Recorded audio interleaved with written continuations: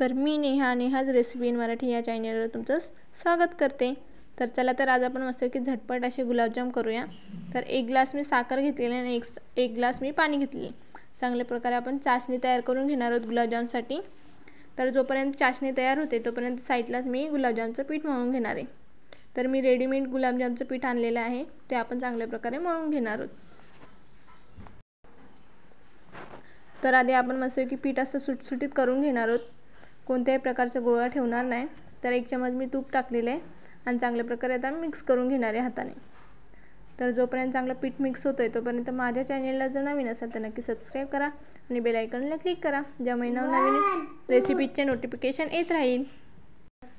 तर थोडं तूप टाकून आपण चांगल्या प्रकारे मिक्स करून मळून घेणार आहोत। तर तुम्ही बघू शकता मस्त की मळून झालेलं आहे। आता त्याचे आपण ज्या आकाराचे तुम्हाला गुलाबजाम हवे त्या आकारानुसार मस्त की गोळे तयार करून घेणार आहोत। तर गोळे आपल्याला सहसा मध्यमच करायचे, ते नंतर चाशणीमध्ये टाकल्यानंतर फुगतात।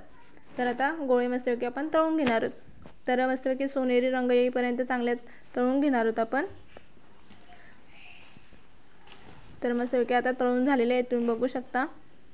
शक्यतो थोडंसं जास्त लालसर असे तळून घ्यायचे, कारण चाशणीमध्ये टाकल्यानंतर त्याचा कलर आपोआप सोनेरी रंग होऊन जातो।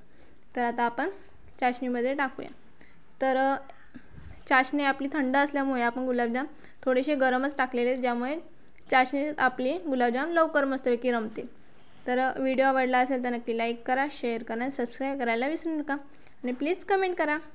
Thank you for watching. मस्त एन्जॉय करा।